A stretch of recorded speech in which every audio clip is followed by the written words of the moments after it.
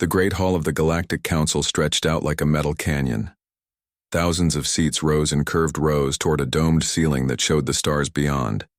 Every seat was filled with beings from across the galaxy. Some were tall and thin like glass sculptures. Others were short and covered in fur. A few floated in tanks of colored gas. At the center of it all stood a creature that made other beings step back when they saw him. Crixtal was 8 feet tall and built like a weapon. His skin was dark green and covered in natural armor plates. 4 arms ending in claws hung at his sides. His head had too many teeth and eyes that could see in 7 different ways. Crixtal belonged to the apex species. They were hunters and conquerors. They had taken over 17 star systems in the past 50 years. When apex ships appeared in a system, other species either ran away or surrendered. Fighting them was usually pointless. Today, Crixtal was asking for more territory. He wanted to expand into the Outer Rim, a region with dozens of smaller worlds. His voice boomed through the hall as he spoke about trade opportunities and resource development. He used careful words that sounded peaceful, but everyone knew what apex expansion really meant. The other council members listened politely. The speaker for the Vorthak Confederation nodded along, his crystal body catching the light. The Vorthak had learned long ago that agreeing with the apex was safer than opposing them. The Methani representatives whispered to each other in their environmental suits, calculating how much profit they might make from new trade routes. Near the front sat the members of the Pacifist Alliance. They looked uncomfortable but said nothing. They had tried to oppose apex expansion before. It had not gone well for them. Now they mostly stayed quiet and hoped the violence would not reach their worlds. In the very back of the Great Hall, in the highest row of seats, sat a human. Lieutenant Amy Carter wore the simple blue uniform of the Terran Federation. She was small compared to most of the other beings around her. Her brown hair was pulled back in a neat ponytail. Her green eyes moved constantly, watching everything that happened below. Most of the other council members had forgotten she was there. Humans were still new to the galaxy. Earth had only joined the council 3 years ago. The other species still thought of them as children who had barely learned to leave their home planet. Some beings were not even sure what humans were good, for Amy sat with a small data pad in her hands. Her fingers moved quietly across its surface as she took notes. She recorded what each speaker said and how the others reacted. She also accessed databases through her pad, pulling up information about trade routes, population numbers, and resource locations. While others listened to Crixtal's words, Amy studied the numbers behind them.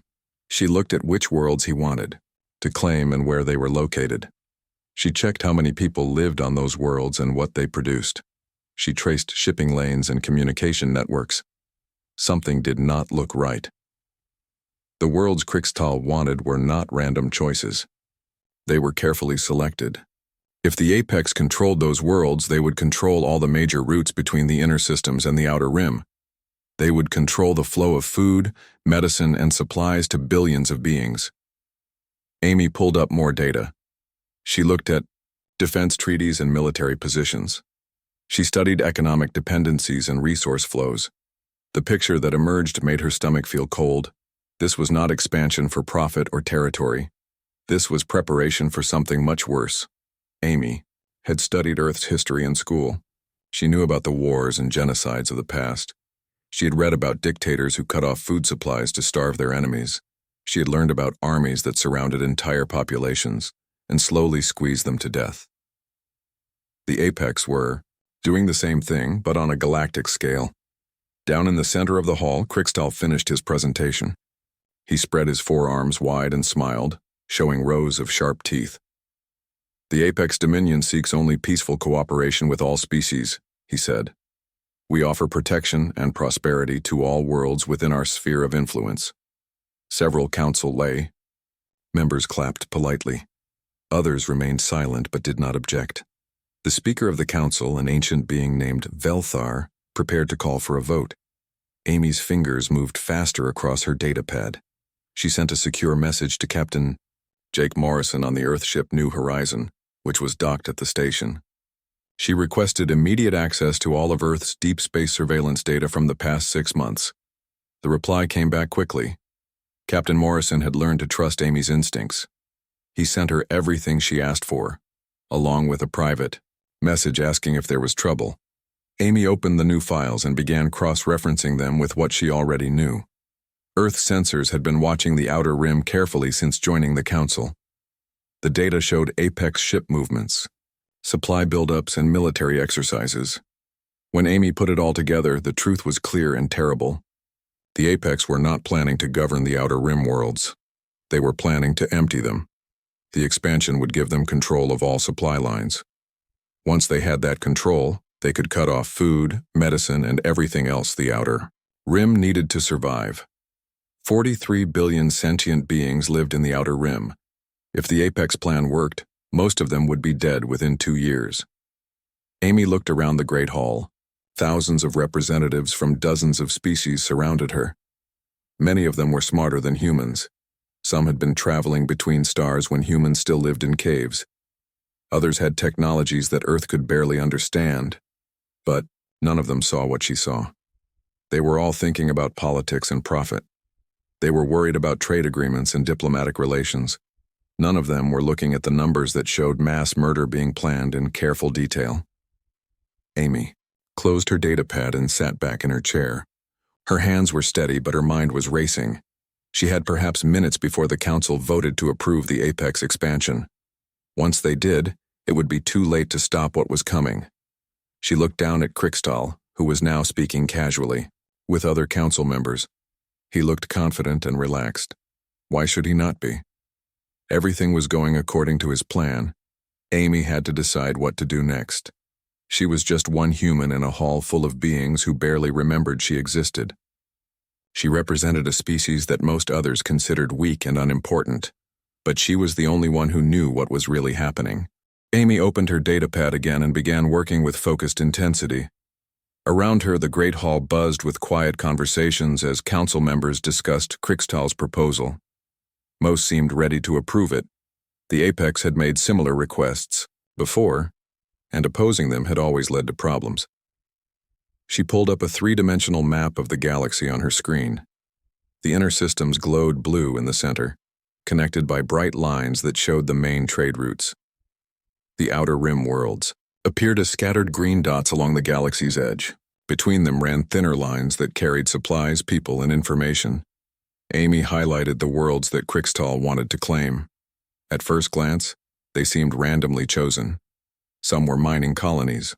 Others grew food or manufactured goods. A few were just refueling stations for ships traveling between systems. But when Amy traced the trade routes that connected these worlds, a pattern emerged. Each world Krikstal wanted sat at a critical junction. Ships traveling from the inner systems to the outer rim had to pass through at least one of these locations. There were no alternate routes that could handle the massive flow of supplies the outer rim needed.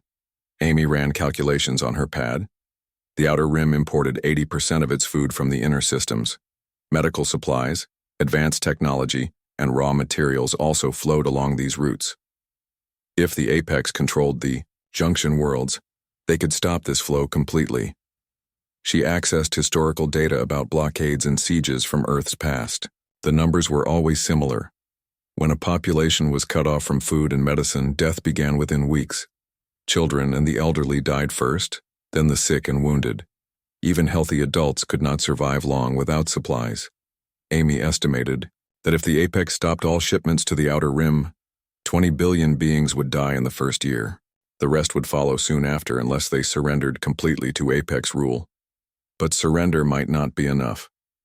Amy had studied the Apex's history too.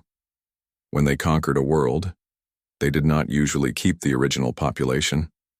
They preferred to start fresh with their own colonists. The current residents were often relocated to labor camps or simply eliminated as inconvenient. She looked up at the dome above the council chamber. Through the clear material, she could see stars scattered across space. Each point of light represented millions or billions of lives. The Apex plan would snuff out dozens of those lights forever.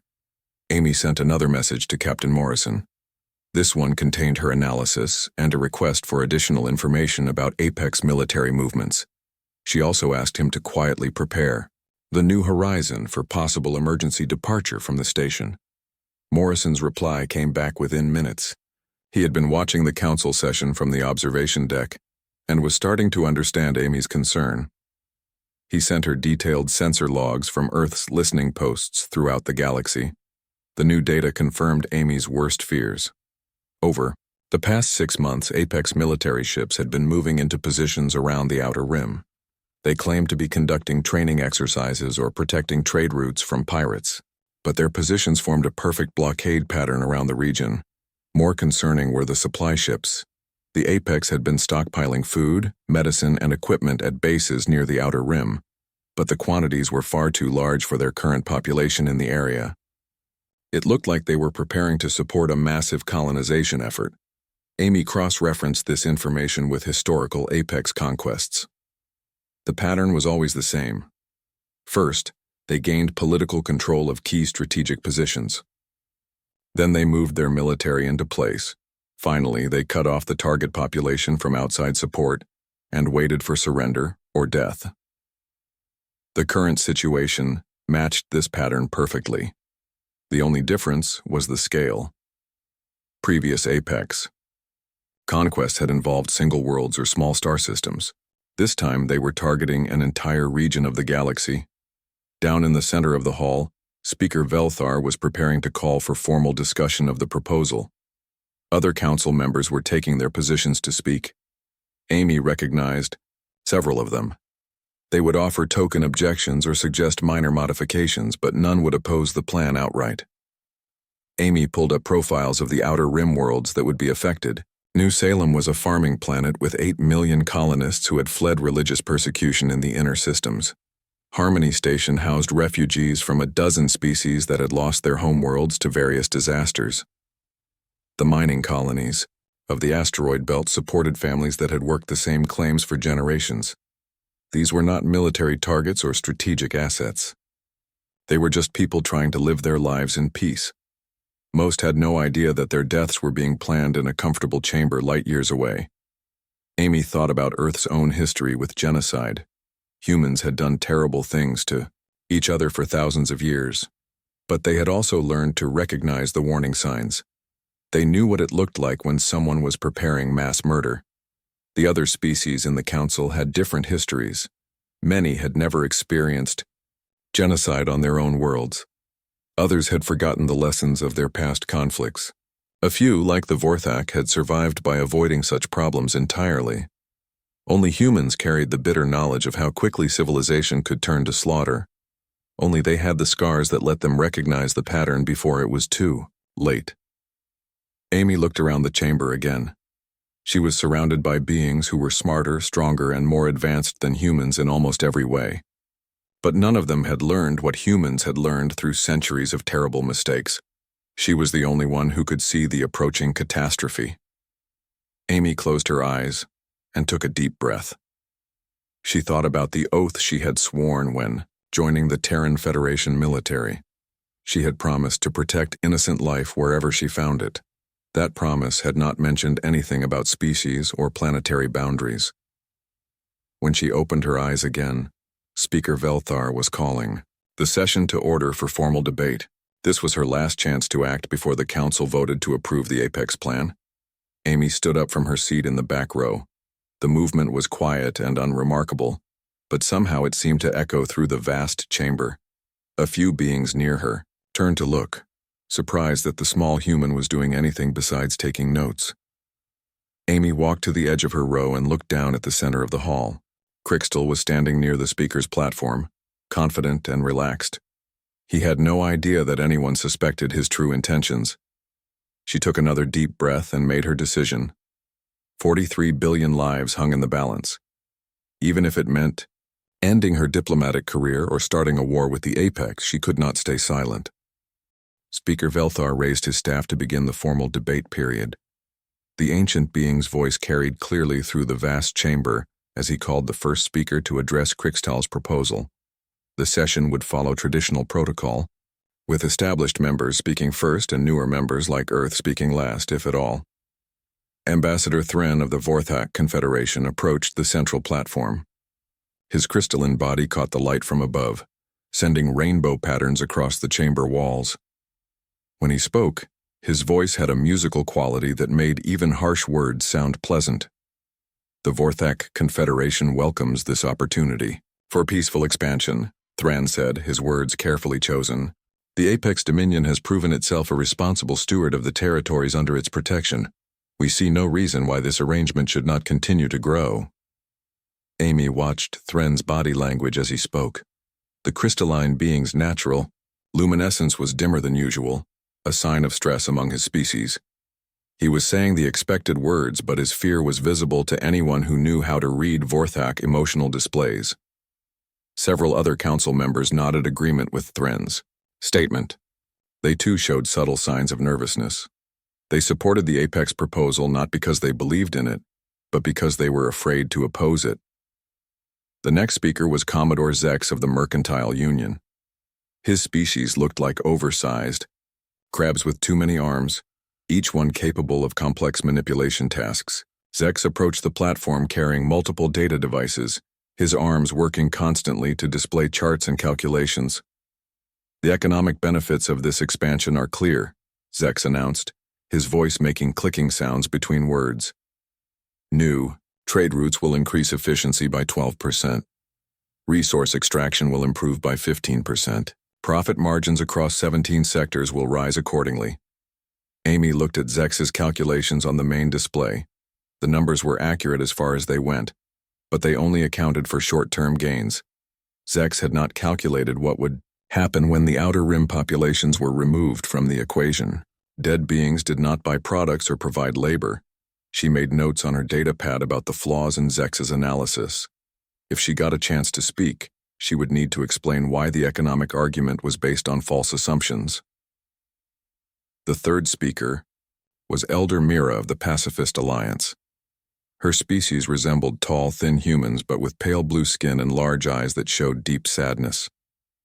Mira moved slowly to the platform, her age showing in every step. The Pacifist Alliance expresses concern about the rapid pace of expansion in recent years, Mira said, her voice barely above a whisper. We hope that any new territories will be managed with respect for existing populations and their established ways of life. It was a weak objection, and everyone knew it. The Pacifist Alliance had made similar statements before, and the Apex had ignored them. Mira's words were more of a ritual than a real challenge to the proposal. Krixtal listened to each speaker with obvious amusement. His forearms remained relaxed at his sides, and his multiple eyes scanned the chamber with confidence. He had heard objections like these before, and they had never stopped him from getting what he wanted. Amy continued her analysis while the debate proceeded. She accessed communication logs from the outer rim, looking for any signs that the populations there suspected what was coming. The logs showed normal traffic about trade schedules, family messages, and local news. No one seemed to realize they were looking at their final months of life. She pulled up detailed maps of each world Krixtal wanted to claim. New Salem had 3 major cities connected by maglev trains. Harmony Station was a complex of interconnected habitats that housed multiple species. The asteroid mining colonies were scattered across hundreds of small installations. All of these locations had one thing in common. They would be easy to isolate and control once the Apex moved in. The populations had no way to escape if supply lines were cut. They depended completely on shipments from the inner systems for survival. Amy calculated how long each location could survive without outside support. New Salem might last 6 months if they rationed strictly and converted all available land to food production. Harmony Station would run out of breathable air in 3 months without regular deliveries of atmospheric processors. The asteroid colonies had perhaps 2 weeks of emergency supplies. More speakers addressed the council, but their words followed predictable patterns. The established powers supported the proposal with varying degrees of enthusiasm. The smaller species offered mild objections that would be easily ignored. No one questioned the fundamental premise of Apex expansion. Amy watched Krixtal's reactions carefully. The Apex leader showed no concern about the objections raised. He occasionally made notes on his own device, but his body language remained relaxed and confident.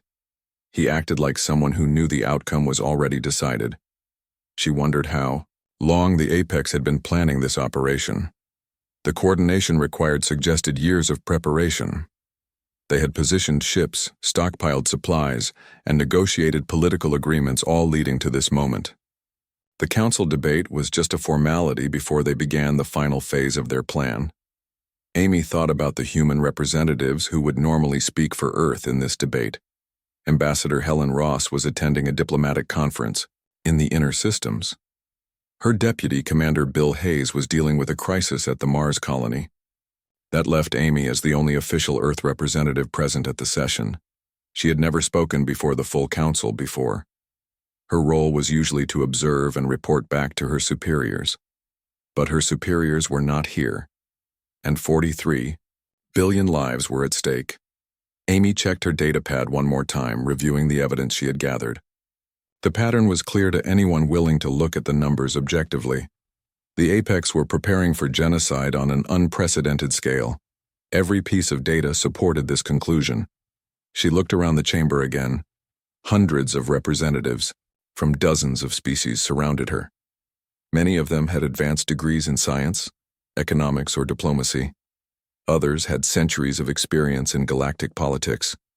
All of them had access to the same databases and information networks that Amy used, but none of them had put the pieces together. They were thinking about politics and profit while mass murder was being planned right in front of them. Amy realized that her unique perspective as a human gave her an advantage the others lacked. Earth's bloody history had taught humans to recognize the warning signs of genocide. They knew what systematic extermination looked like because they had both suffered it and committed it themselves. The other species had different histories. Some had never experienced large-scale violence on their homeworlds. Others had conflicts that were limited in scope or solved through negotiation. None of them had lived through the kind of industrial-scale killing that humans had perfected and then learned to prevent. Speaker Velthar was nearing the end of the scheduled speakers list. Soon he would call for a final vote on the Apex proposal. Once the vote was taken and the expansion was approved, it would be almost impossible to stop what came next. Amy stood up from her seat and stepped into the aisle. The movement was quiet, but in the vast chamber it seemed to echo like thunder. Several beings in nearby seats turned to look at her with surprise. The small human observer was not supposed to participate in the debate. She began walking down the long aisle toward the center of the chamber, her footsteps steady and determined. With each step, more council members noticed her movement. Conversations began to die down as attention focused on the unexpected interruption. Amy kept her eyes fixed on the speaker's platform where Crixatal waited. She had analyzed the data, understood the pattern, and recognized the threat. Now she had to find a way to make others see what she saw before it was too late.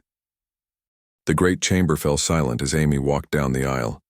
Her footsteps echoed off the curved walls, each sound sharp and clear in the sudden quiet. Representatives from dozens of species turned in their seats to watch the small human making her way toward the center of power.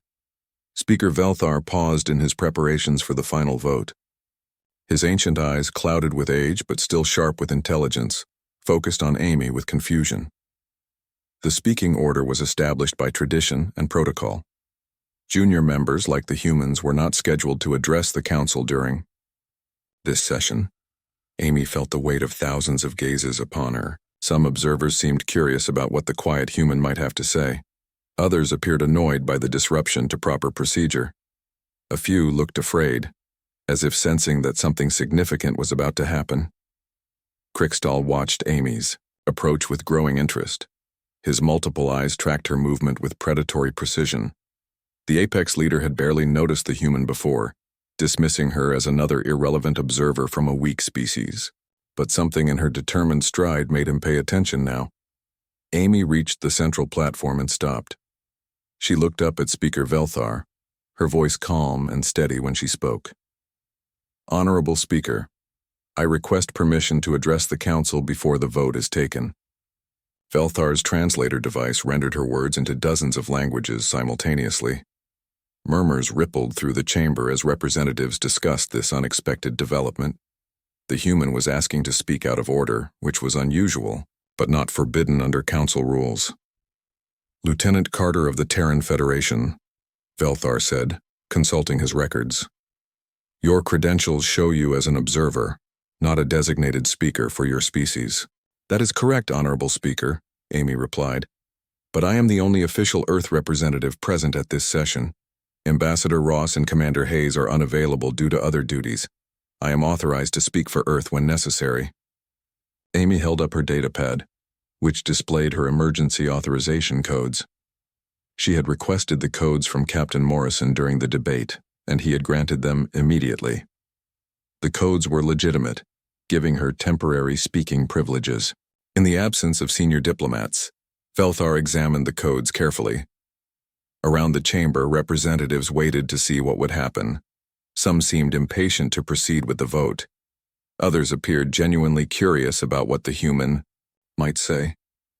Crixtal stepped forward, his voice booming through the chamber.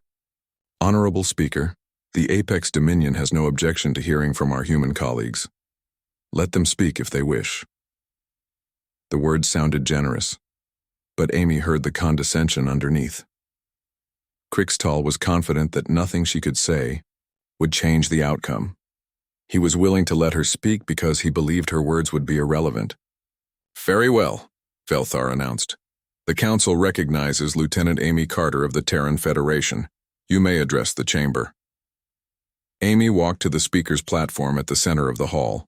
The raised stage put her at eye level with most of the representatives in the lower tiers, though she still had to look up to address those in the highest seats.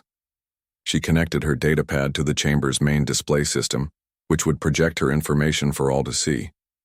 She stood quietly, for a moment looking around the vast chamber. Thousands of beings from across the galaxy waited to hear what she had to say. Many were older and more experienced than her. Others possessed knowledge and abilities far beyond human understanding.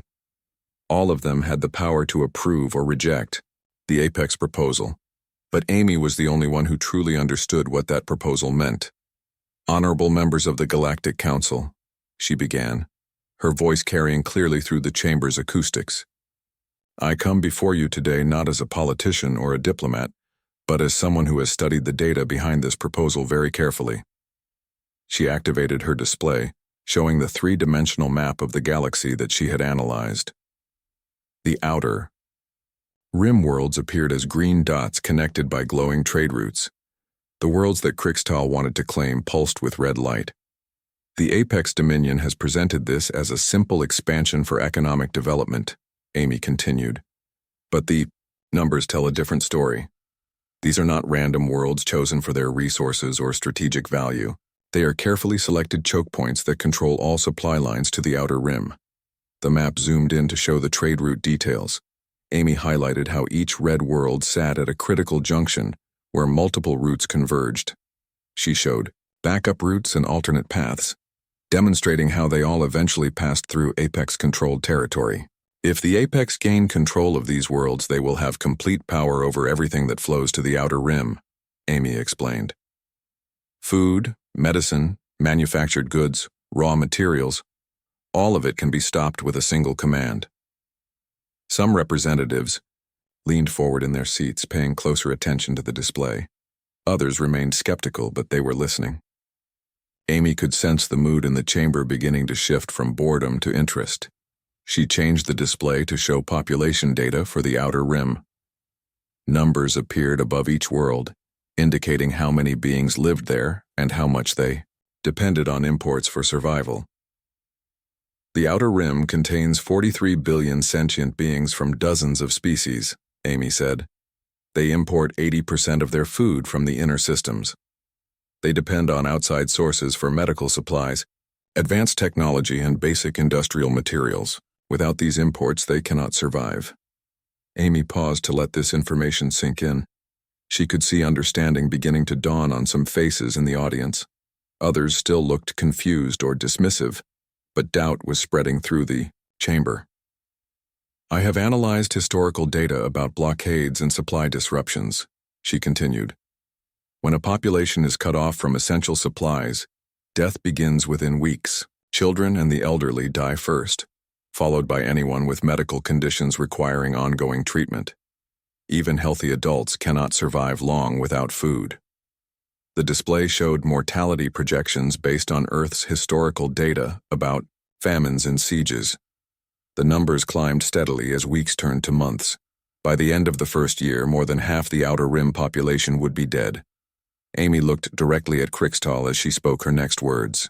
This is not expansion for economic development. This is preparation for genocide on a scale the galaxy has never seen.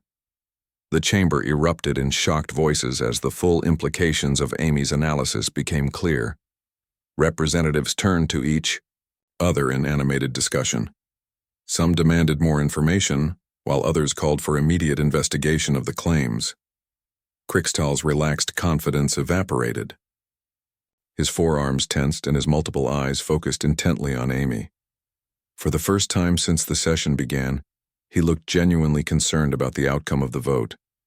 Amy stood calmly at the center of the chaos, her datapad ready with more evidence if needed. She had made her accusation public. Now she had to prove it beyond any doubt. The real confrontation was just beginning. Crixtal stared at Amy across the chaos of the council chamber. His predator instincts, honed by millions of years of evolution, were telling him something important. This small human female was not behaving like prey. She stood calmly in the center of the storm she had created, showing no fear or uncertainty. Her posture was relaxed but alert, like a hunter waiting for the right moment to strike. The apex leader had encountered thousands of species across the galaxy.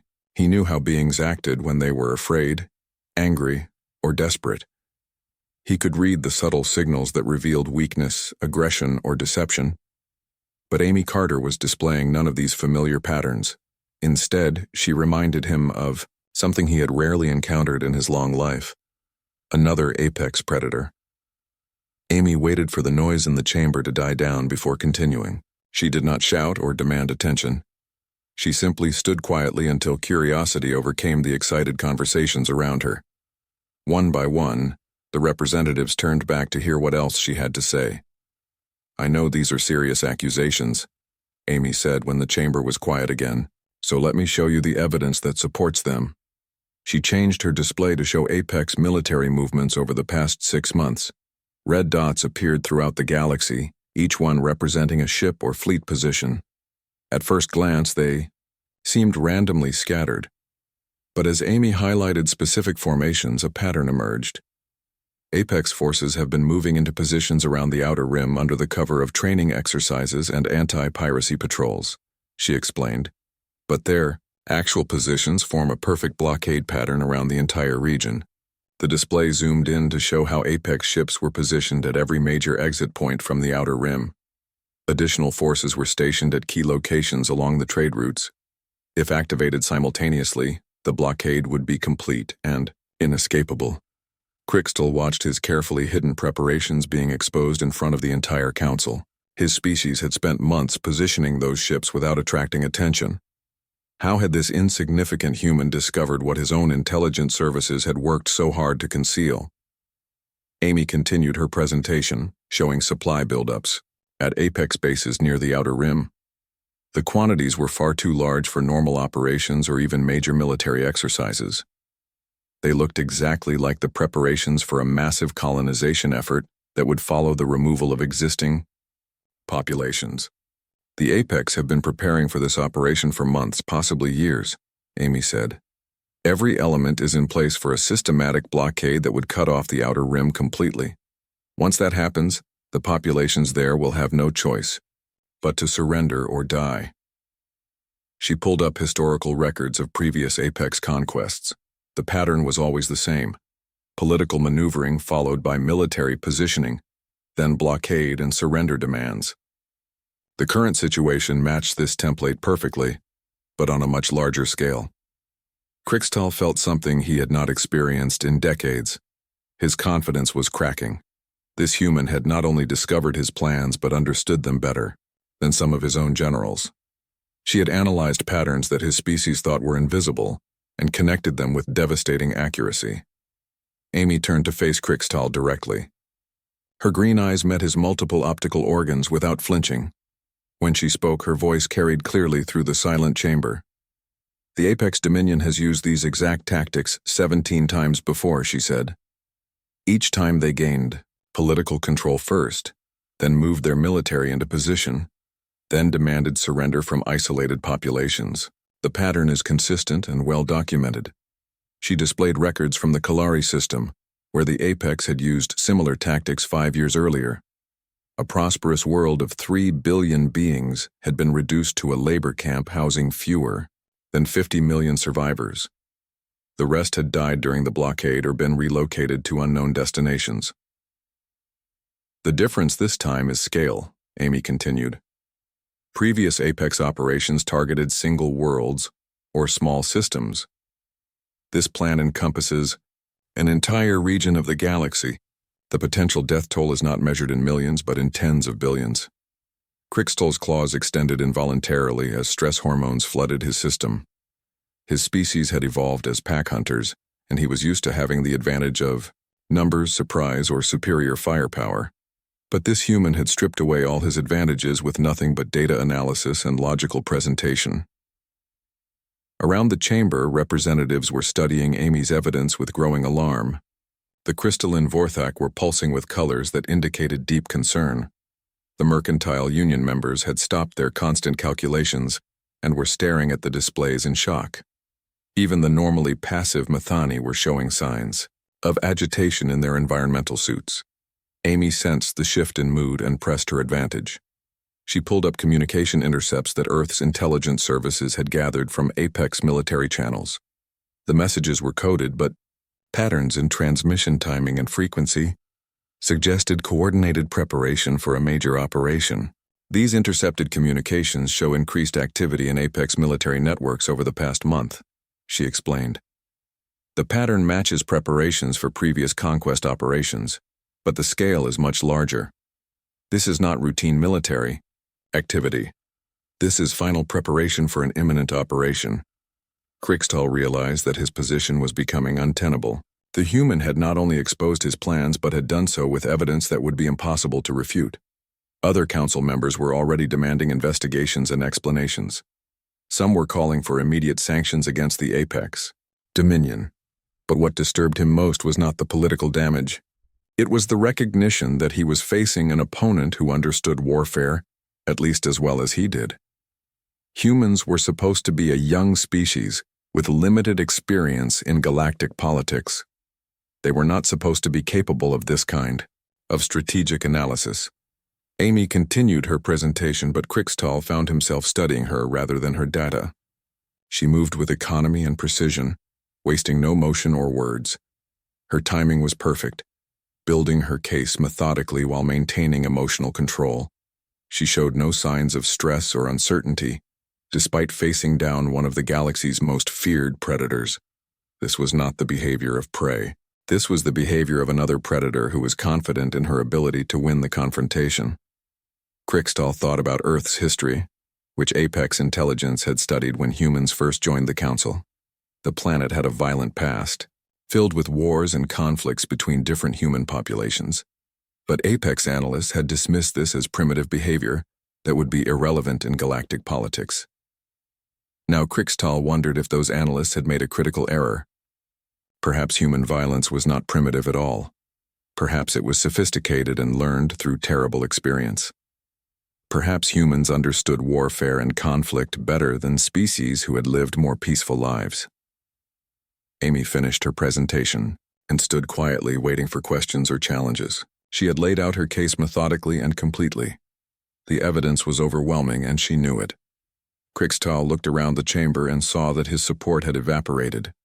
Representatives who had been ready to approve his proposal minutes earlier were now calling for investigations and sanctions. His carefully planned operation was falling apart because one small human had seen through his deception. For the first time in his life, the apex predator felt like he was being hunted. Amy stood at the center of the chamber, her datapad still connected to the main display system. The evidence hung in the air above her, like an accusation that could not be denied. Around the vast hall, representatives from dozens of species stared at the information with growing understanding and horror. Speaker Velthar was the first to break the silence. His ancient voice carried a tremor of shock as he addressed the chamber. These are extremely serious allegations, Lieutenant Carter. The Council demands an immediate response from the Apex Dominion. Krixtal moved toward the platform, his arms flexing with barely controlled tension. His predator instincts were screaming at him to attack the threat that had exposed him. But his rational mind knew that violence in the Council chamber would only confirm Amy's accusations. The human speaks of patterns and projections, Krixtal said, his voice still carrying authority despite his compromised position. But she offers no proof of hostile intent. The Apex Dominion seeks only peaceful cooperation with all species. Our military movements are purely defensive in nature. Amy had expected this response. She activated a new section of her display, showing detailed analysis of the Apex supply buildups. The quantities and types of materials stockpiled at their bases told a clear story to anyone who knew how to read them. Defensive forces do not require colonization supplies, Amy replied calmly. The Apex have stockpiled agricultural equipment, civilian housing materials, and population management systems. These are not defensive weapons. They are the tools needed to replace existing populations with Apex colonists. The display zoomed in on specific supply manifests that Earth's intelligence services had intercepted. Food production equipment designed for Apex nutritional needs. Atmospheric processors configured for Apex environmental requirements. Housing, modules built to Apex physical specifications. Every item in these stockpiles is designed for Apex use, Amy continued. None of it is compatible with the species that currently live in the Outer Rim. The only logical purpose for these supplies is to support Apex colonists who will replace the current populations after they are removed. Representative Thren of the Vorthak Confederation stood up in his section, his crystalline body pulsing with agitated colors. How do we know this intelligence is accurate? The humans are a young species with limited resources. How could they gather such detailed information about Apex operations? Amy had anticipated this question as well. She pulled up a new display showing the sources of her information. Most of it came from publicly available databases that any council member could access. The key was knowing what patterns to look for and how to interpret them correctly. The evidence comes from multiple independent sources, she explained. Trade records, shipping manifests, communication logs, and sensor data from across the galaxy. Most of this information is available to all council members. The Apex made no effort to hide their activities because they believed no one would recognize the pattern. She highlighted specific data points and showed how they connected to form a complete picture. A shipping order for atmospheric processors here, a communication about supply schedules there, a sensor reading of ship movements in another location. Individually, each piece seemed innocent. Together, they revealed the scope of the planned. Operation Commodore Zex of the Mercantile Union waved several arms to get attention. His species were natural traders and understood supply logistics better than most. The quantities are indeed suspicious, he admitted reluctantly, but perhaps the Apex are simply planning for long-term development of new territories. Amy shook her head. The timeline does not support long-term development. According to these supply schedules, the Apex plan to begin major operations within the next 2 months. You do not stockpile colonization supplies years in advance. You gather them when you are ready to use them immediately. She showed projected timelines based on the supply movement patterns.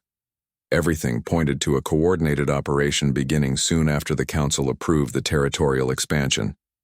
The Apex had been waiting for political cover before starting the military phase of their plan. Krixtal tried another approach. Even if these supplies exist as described, they prove nothing about hostile intent. The Apex Dominion has always been generous in providing aid to populations in need. Perhaps we are simply preparing to help the Outer Rim worlds improve their living conditions. Amy's response was immediate and devastating. Then why are your forces positioned in blockade formation around the entire region? Why are communication jammers and sensor scramblers included in your supply lists? Why are your military commanders receiving training in siege warfare and population control? The display showed intercepted training schedules from Apex military academies. Courses in blockade tactics, siege operations, and civilian population management had been added to standard curricula over the past year. The timing coincided exactly with the preparation of supplies and positioning of forces. The Apex are not preparing to help the Outer Rim populations, Amy continued. They are preparing to control them completely, then remove them when convenient. This is genocide disguised as expansion. Elder Mira of the Pacifist Alliance rose slowly from her seat, her blue-tinged face showing deep sadness. If this analysis is correct, we are witnessing preparation for the greatest atrocity in recorded galactic history. 43 billion lives hang in the balance. Around the chamber, other representatives were reaching similar conclusions. The evidence was too comprehensive to dismiss, and the pattern too clear to misinterpret. Amy had not just exposed a hidden agenda, she had revealed it with such detail and accuracy that denial was impossible. Crixtal found himself isolated as support evaporated around him. Species that had been ready to approve his proposal minutes earlier were now demanding investigations and sanctions. His carefully planned operation was collapsing in real time. But Amy was not finished. She activated one final section of her display, showing historical parallels from Earth's own dark past. Images of concentration camps, mass graves, and starving populations appeared alongside data about the current situation. My species has experience with genocide, Amy said, her voice carrying the weight of history. We have both suffered it, and committed it. We learned to recognize the warning signs because we paid the price for not seeing them soon enough. The pattern the Apex are following is identical to methods humans used centuries ago. She showed side-by-side comparisons between Nazi Germany's expansion tactics and the current Apex strategy. The parallels were unmistakable. Political maneuvering, military positioning, control of supply lines, and preparation for population replacement. Humans know what systematic extermination looks like because we invented many of the techniques, Amy continued. We also know how to stop it, because we learned that lesson through bitter experience. The Apex plan will succeed only if the galaxy allows it to proceed. The chamber was completely silent now. Even Crixtal had stopped trying to defend his position. The evidence was overwhelming, the analysis unshakable, and the parallels to historical atrocities undeniable. Amy disconnected her datapad from the display system and stepped back from the platform. She had presented her case as clearly and completely as possible. The decision now rested with the council members who surrounded her. The choice before this council is simple, she said in conclusion. You can approve this expansion and become accomplices to genocide on an unprecedented scale, or you can reject it and save 43 billion lives. History will judge your decision. She walked back toward her seat, leaving the chamber in stunned silence. The weight of her words hung in the air, like a challenge that could not be ignored. Revelation was complete. Now came the consequences. Amy had taken only a few steps away from the platform when Crixtal's voice stopped her. The sound that emerged from the Apex leader was unlike anything the council had heard from him before. Gone was the confident authority that had characterized all his previous speeches. In its place was something that shocked every being in the chamber: uncertainty. Lieutenant Carter, Crixtal said, his multiple eyes focused intently on the small human who had dismantled his plans with ruthless precision. Please wait. Amy turned back to face him. Around the chamber, thousands of representatives leaned forward in their seats. The confrontation between the apex predator and the quiet human observer had held everyone's attention, but now something new was happening. Something unprecedented. Crixtal stepped closer to Amy, his massive form towering over her. Up close, the size difference was even more dramatic. He was built like a living weapon, evolved for conquest and domination. She was small and seemingly fragile, representing a species that most galactic powers still considered primitive. But as Crixtal looked down at Amy, he saw something in her green eyes that made his predator instincts recalculate the threat assessment. This human was not prey. She was something far more dangerous. A predator who specialized in hunting other predators. You have exposed information that was meant to remain hidden, Crixtal said slowly. You have connected patterns that are best analysts believed were invisible. You have demonstrated knowledge of warfare and strategy that exceeds our intelligence estimates for your species. Amy remained silent, waiting to see where this was leading. Around the chamber, the tension was so thick it seemed to press against the walls. No one had ever seen an apex leader speak with such obvious respect to a member of another species. I underestimated you, Crixtal continued. I underestimated your species. I believed humans were too young and inexperienced to threaten our plans. I was wrong. The admission sent ripples of shock through the assembled representatives. Apex leaders never admitted mistakes, especially not in public. They were trained from birth to project absolute confidence and superiority. For Crixtal to acknowledge error was like watching a fundamental law of physics break down. Amy still said nothing, but her posture remained alert and ready. She sensed that this conversation was moving toward something important, and she wanted to hear what Crixtal would say next. Your analysis is correct, Crixtal said, his voice dropping to barely above a whisper. The operation you described is real. The preparations are exactly as you outlined them. The intended outcome is as you projected. The confession hit the chamber like a physical blow. Several representatives gasped audibly.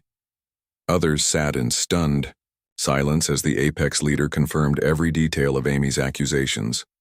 The genocide plan was not speculation or misinterpretation. It was documented fact. Speaker Velthar found his voice first. Crixtal of the Apex Dominion, you have just confessed to planning mass murder on an unprecedented scale. This council will do what it has always done, Crixtal interrupted, but without his usual aggression. It will debate and discuss and form committees to study the issue. By the time you reach a decision, the operation will be complete and 43 billion beings will be dead or displaced. He turned back to Amy, his expression unreadable but somehow different from before. But you, Lieutenant Carter, you saw through our deception in a matter of hours. You analyzed patterns that took us years to create. You understand the implications better than beings who have been studying galactic politics for centuries, Amy finally spoke, her voice calm and measured. What is your point, Crixtal? The question hung in the air between them. Around the chamber, every being waited to hear how the apex leader would answer. The conversation had already broken so many precedents that no one knew what to expect next. Crixtal was silent for a long moment, as if struggling with something inside himself. When he finally spoke, his words would be remembered and studied for generations to come. In my species, we have a concept called the greater hunt, he said slowly. It refers to conflicts between apex predators, where the outcome determines which hunter becomes the prey. I believed I was conducting such a hunt against the weak and scattered populations of the Outer Rim. He paused, his multiple eyes never leaving Amy's face. But I was wrong about who was hunting whom. You, Lieutenant Carter, have been hunting me, and you have won. The chamber erupted in shocked voices as the implications became clear. An apex leader was not just admitting defeat, he was acknowledging that he had been outmaneuvered by what he had previously considered inferior prey. Amy remained calm in the center of the chaos. She had not expected this turn of events, but she was prepared to see where it led. What are you saying, Crixtal? I am saying that you have demonstrated superiority in the one area that matters most to my species. The ability to hunt successfully, he replied. You tracked patterns we thought were hidden. You predicted our behavior better than we predicted yours. You exposed our weaknesses while protecting your own. Crixtal took a step back and did something that no apex had ever done in recorded history. He lowered his massive head in a gesture of respect toward a member of another species. According to the laws of my people, when a superior hunter defeats an inferior one, the defeated must acknowledge the victory. He continued, I acknowledge your victory, Lieutenant Carter. You have proven yourself the better predator. The chamber fell completely silent. Even Amy seemed stunned by this unprecedented development. In all her analysis of possible outcomes, she had not considered that the apex leader might surrender voluntarily. Crixtal raised his head and looked at Amy one final time. When he spoke again, his voice carried a note of something that might have been admiration. My proposal for territorial expansion is based on flawed assumptions and inadequate intelligence, he said formally. The operation it would authorize cannot succeed now that it has been exposed. Continuing with this plan would bring dishonor to my species and death to billions of innocents. He paused, then asked the question that would echo through galactic history. Lieutenant Amy Carter of the Terran Federation, do I have your permission to withdraw my proposal from consideration by this council? The question struck the chamber like lightning. An apex predator, the leader of one of the galaxy's most feared species, was asking permission from a human, not demanding, not threatening, not negotiating. Asking. Amy looked around the vast chamber, seeing the shock and confusion on thousands of faces. Then she looked back at Krikstal, who waited for her answer with something resembling humility. The fate of 43 billion lives hung on her next words. Amy looked at Krikstal for a long moment before answering. The apex leader stood before her with his head slightly bowed, waiting for her decision. Around the chamber, thousands of beings held their breath, witnessing something that had never happened in galactic history. Permission granted, Amy said simply. The two words carried across the silent chamber with the weight of 43 billion saved lives. Krikstal straightened and turned toward Speaker Velthar's platform.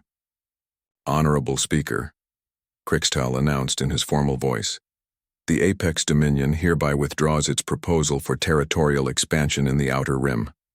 We will also begin immediate withdrawal of our military forces from positions around that region. The chamber remained silent for several heartbeats as the magnitude of what had just happened sank in. Then the noise began. Representatives from dozens of species started talking at once, their voices mixing into a cacophony of shock, relief, and confusion. Speaker Velthar raised his staff for order, but it took several minutes for the discussions to quiet down. When silence finally returned, the ancient being's voice carried a tremor of amazement. The proposal having been withdrawn by its sponsor, no vote will be taken, he announced. This session of the Galactic Council is hereby adjourned. As representatives began filing out of the chamber, Amy walked back up the aisle toward her seat in the highest tier. But now, every being she passed turned to watch her. The quiet observer who had sat unnoticed in the back was now the center of attention throughout the galaxy.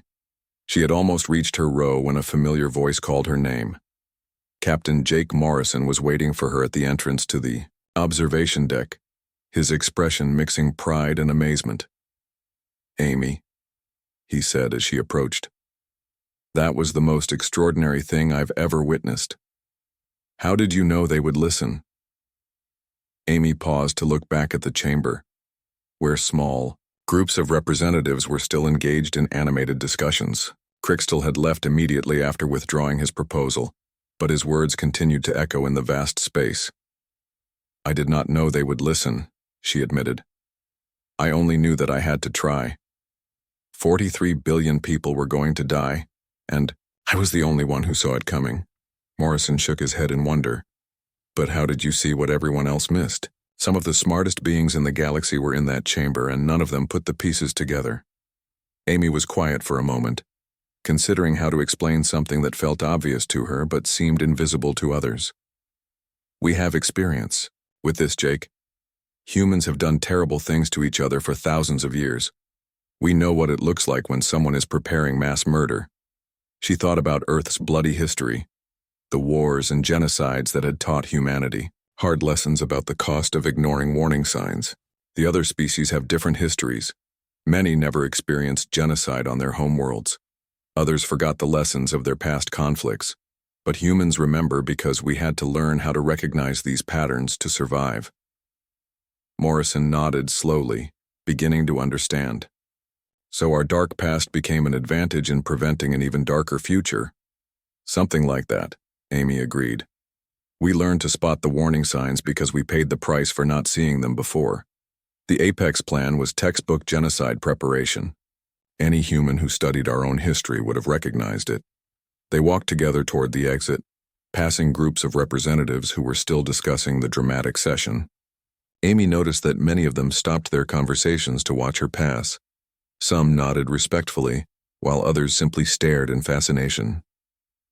"What happens now?" Morrison asked as they reached the corridor outside the chamber. Amy pulled out her data pad and checked the messages that had accumulated during the session. There were dozens of communication requests from various species representatives, media organizations, and diplomatic services throughout the galaxy. Word of what had happened was spreading rapidly. "Now we go back to our normal duties," she said, closing the pad without responding to any of the messages. "The crisis is over and there are other problems that need attention." Morrison looked at her with surprise. "Amy, you just prevented the largest genocide in galactic history. You made an Apex leader ask for permission to leave. You cannot just go back to normal duties after something like that." Amy smiled slightly. "That is exactly what I am going to do, Jake. I am not a politician or a celebrity. I am an intelligence analyst who saw a pattern and reported it. The system worked the way it was supposed to work." They continued walking through the corridors of the council station, which were buzzing with activity as news of the session spread. Amy could hear fragments of conversations in dozens of languages, all discussing what they had witnessed. "But you changed everything," Morrison insisted. "The other species will never look at humans the same way again." An Apex leader acknowledged. "You as a superior predator. That has never happened before in recorded history." Amy stopped walking and turned to face him. "Maybe that is the point, Jake. Maybe the galaxy needed to learn that there are different kinds of strength. The Apex are powerful because they are good at violence and conquest. But humans are powerful because we learned from our mistakes." She looked out through a window at the stars beyond the station. Each point of light represented worlds and civilizations that would continue to exist because of what had happened in the council chamber. "The Outer Rim worlds do not know what almost happened to them," she continued. 43 billion people are going to wake up tomorrow and live their normal lives because someone recognized a pattern and spoke up about it. That is how prevention works. The best victories are the ones where nothing happens." Morrison was quiet for a moment, absorbing the implications of her words. "So you think this will change how the galaxy deals with threats?" "I think it will change how they think about humans," Amy replied. "We are not the strongest species or the smartest or the most advanced, but we have something valuable to contribute because of our experiences with conflict and genocide. Our dark past taught us lessons that others have not learned." They reached the docking bay where the New Horizon was birthed. The Earthship looked small and unremarkable compared to the massive vessels from other species, but Amy felt a surge of pride as she saw it. Humans had earned their place in the galactic community, not through superior technology or military might, but through hard-won wisdom. "What do you think Krikstal will do now?" Morrison asked as they prepared to board. Amy considered the question. "He will honor his word and withdraw Apex forces from the Outer Rim. His species values strength above all else, and he acknowledged that I was stronger in the only way that mattered to him. He will not risk further humiliation by going back on his public commitment." "And the genocide plan?" "Dead," Amy said firmly. "The entire operation depended on secrecy and surprise. Now that it has been exposed, it cannot succeed. The Apex will have to find other ways to expand their territory, hopefully through legitimate means." As they walked up the ship's boarding ramp, Amy looked back one final time at the council station. She had sat quietly in the back of that great chamber, watching and listening and analyzing. She had never intended to become the center of attention or to make galactic history. But when 43 billion lives hung in the balance, she had done what any human would do who understood the warning signs of genocide. She had stood up and spoken the truth regardless of the consequences. And in that moment, the galaxy had learned something important about humanity. They were not the most powerful species or the most advanced, but they were the ones who had learned from their darkest mistakes and were determined to prevent others from making the same errors. Amy Carter walked onto her ship and returned to her normal duties, leaving behind a galaxy that would never quite see humans the same way again. Sometimes the greatest victories came not from superior strength, but from the wisdom to recognize patterns that others had missed. The predator had asked her permission to leave, and she had granted it. But the real victory was not in that moment of acknowledgement. It was in the 43 billion lives that would continue, unaware that they had been saved by a quiet observer who refused to stay silent when genocide was being planned in plain sight.